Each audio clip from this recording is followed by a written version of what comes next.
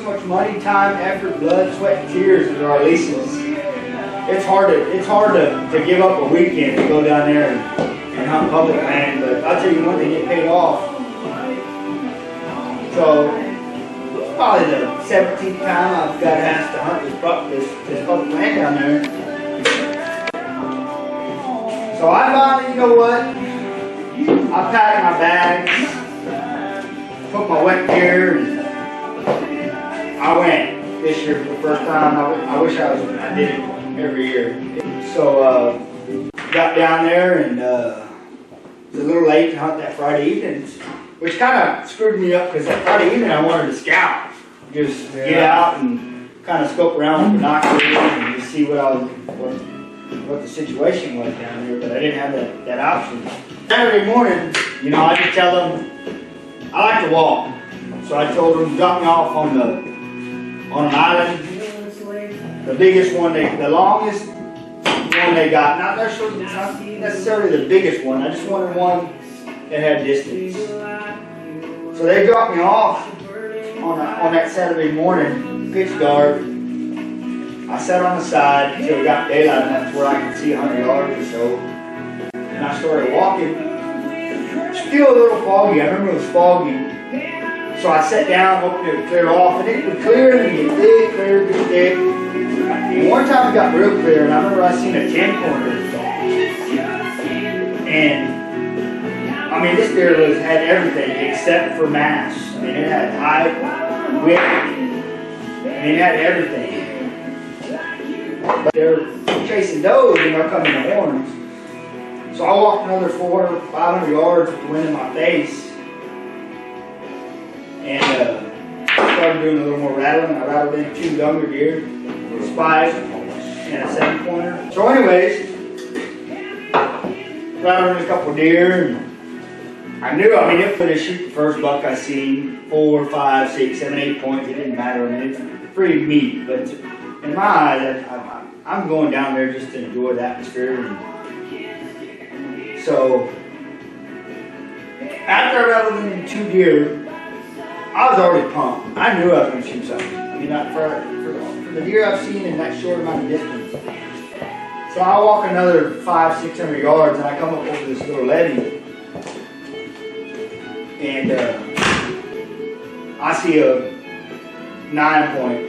Thought it was an 8-pointer, but he had one little kicker that I couldn't see until I walked up to him. But I mean, this deer was over 20 inches wide.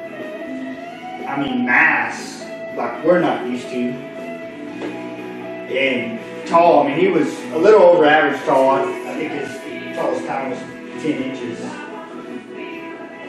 And it took me forever to shoot him. I remember trying to shoot this deer, and I just could not hold that weight of that gun up. I'd hold it up, and I just could not get comfortable, and I put the gun down. I mean, he also would never turn broadside, and I was just trying to hold it on him until he turned broadside, and I had to lose my strength in my arms, and finally he turned broadside, and I picked the gun up, and he was kind of walking, and right when he stopped, I shot. And with all that said, I was so nervous, again, and just overexcited. Wow. And I haven't had that kind of buck fever since I was probably 16 years old. I remember it was just,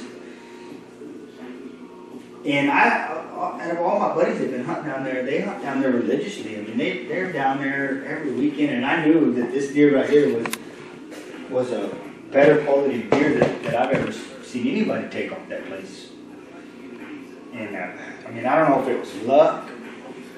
I mean, and I keep saying every 500 yards I walk, every 500 yards I walk. But I remember getting back to camp, and I walked 13 miles that one hunt.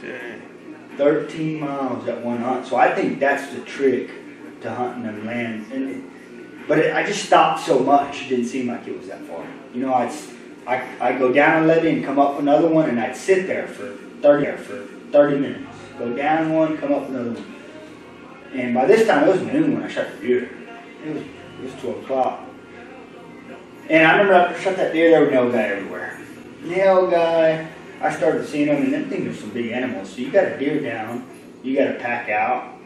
The Nilgai, I decided to help hold off on that. That's what they come down there for. Meat, meat, meat, meat, meat. Fill up the freezers, last all year till deer season opens up again. So I tell them, no big deal. Drop me back off on that island now. How many you want me to kill? 1, 2, 3, 4. Tell me to kill 2. So this time, I talked to a guy in the hunting with me out there, and he shot his first Nilgai. We walked a little further, and then didn't spook not a single one. So I knew they were all right there. Sure enough, they were. And we went over there, we shot 3 Nilgai, walked back to the boat, and the work began. It was a fun hunt. I feel very fortunate to go down there and kill a buck of that quality on public land, and not to mention two Nilgai.